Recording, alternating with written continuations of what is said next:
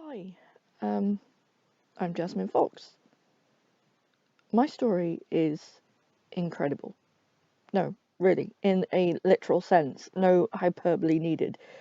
It is the type of story that would be rejected by publishers for being too far-fetched.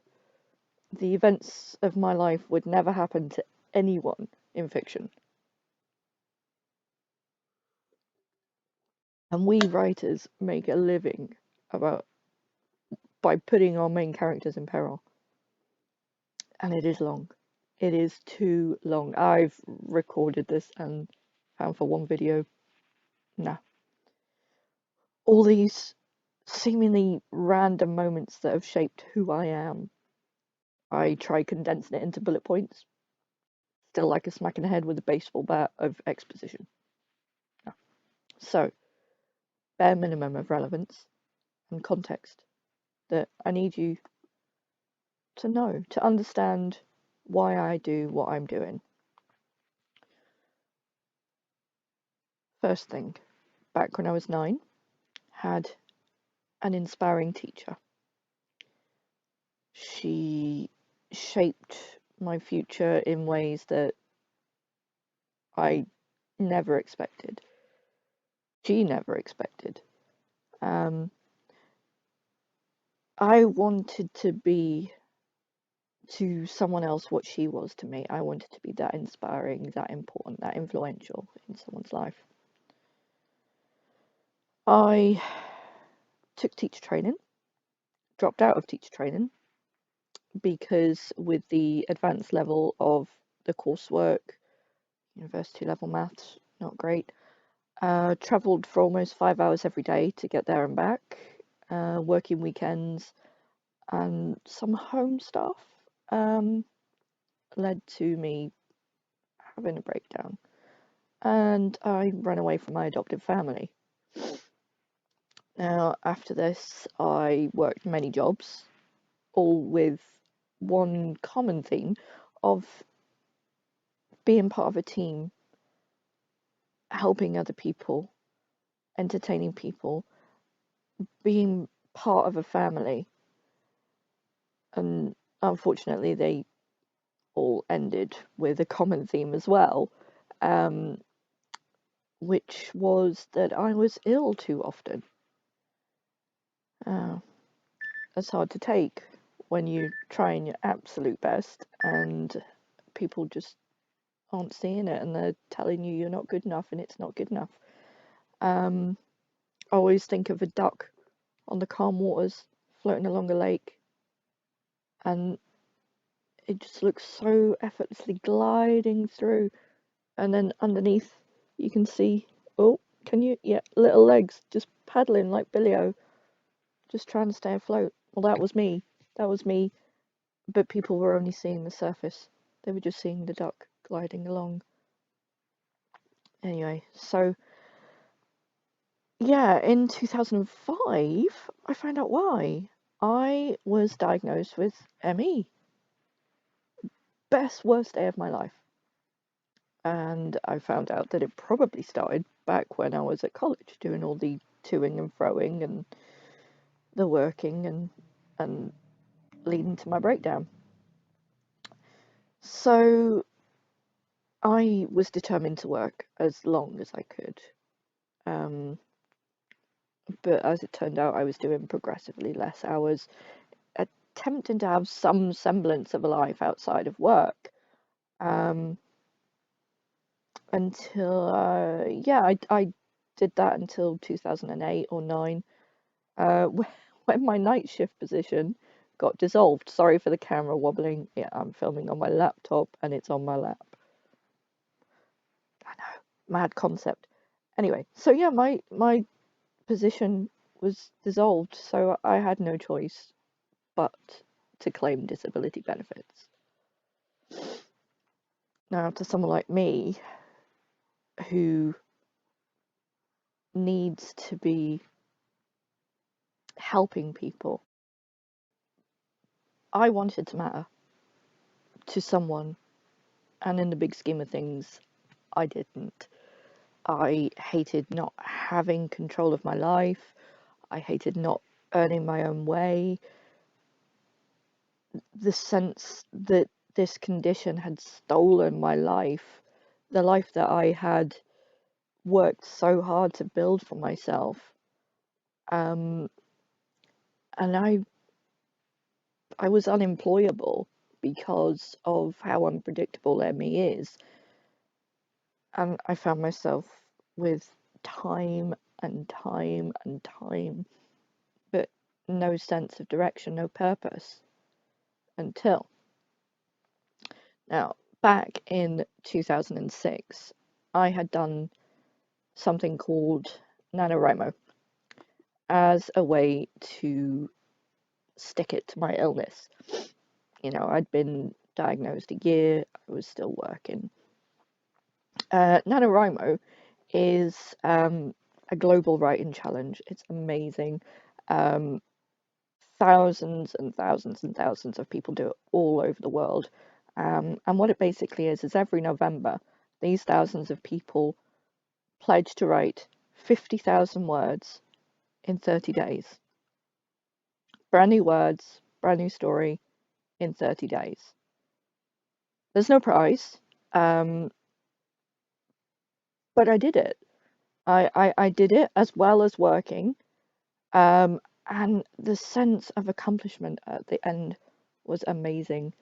It was invigorating. You can't describe it. I mean, it's how I imagine a marathon winner feels like when they cross the finish line. So I thought, wow, I could do that again. No job to get in the way this time. Wow, I'll write novels during November and I'll spend the year fixing them up. Rinse, repeat. Now, I'd always loved reading. It was the only thing I ever got into trouble for doing back in high school. I read every young adult book in the library at school, you know, yeah, and I'd always loved storytelling.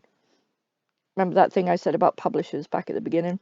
Well, I actually wrote my Runaway Finding of Freedom story. My actual story, very, very, very few embellishments, and I sent it to a few well-researched and genre-appropriate companies. Guess what they came back with? No thanks. Too unbelievable. But your writing's great. And incidentally, I posted the same story on a website called fanfiction.net, which is still going. It still looks pretty much the same as it did back then, which was whoa when I went to look the other day. Mental. So yeah, so I posted this story on fanfiction.net and I got at least one fan. Like a proper fan. She would demand chapters. So can't have been that bad. But yeah, I would self-publish.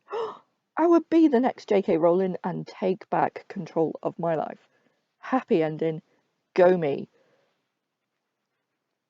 So rather than base anything on my life and true story and, you know, risk upsetting people, I wrote what I love to read. I wrote young adult fantasy, hashtag magic minus mush, and I did Nano a couple more times. 1 month of Nano equaled 2 months of needing to recover. I needed 2 months to get over the Nano. Yeah. Writing is a solitary existence. It is a solitary activity. I didn't have any real feedback on what I was writing, too shy for writing groups, even when I could get to them. Yeah, I was revising what I'd done, editing what I'd done, rewriting what I'd done, basically wheel spinning. Self-publishing's hard work and it is always changing. And I've had a real sense of fear that I was going to do something wrong, that no one was going to want to read my stuff, And then I was afraid of people wanting to read my stuff. Oh my God, how was I going to keep that up? Oh, I had a fear of finishing, of putting that final dot on that final chapter right in the end. I'm like that with lots of things, though. I don't finish many games, for instance, because I don't want them to end. Books I finish, but when you get to the end of a story and there's nothing to read after that, read on after that, no. So yeah, I would try and attend courses and seminars all online. But I found it hard to keep up. Too much condensed information for me to take in. And, people would, I mean,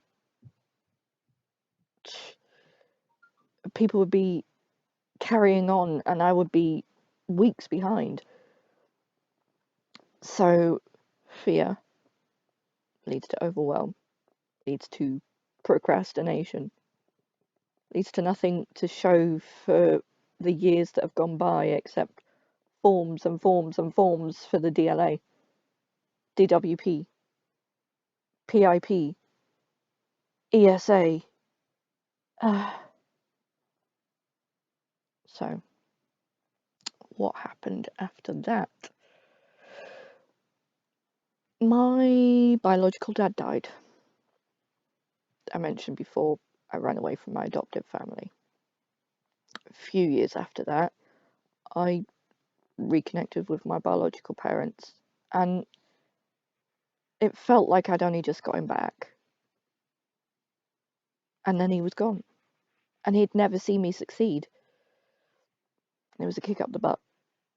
I decided pretty soon after he'd gone that I wanted to do this. I wanted to succeed.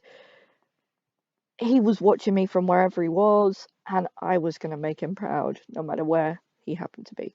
So, yeah, but I figured out something. Writing was not enough. Me self-publishing myself was not enough.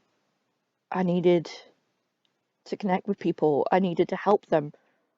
I needed to form that family. That's what I thrived on. I, excuse me, coffee. Um, I wanted to support people who were like me. I wanted to teach them what I'd learned over the years, you know, things I'd found out, mistakes I'd made, and I wanted to learn more and I wanted to pass it on in a flexible way at a manageable pace. Building a business, it doesn't happen overnight. I am still learning. Let's learn together. Hashtag write and shine.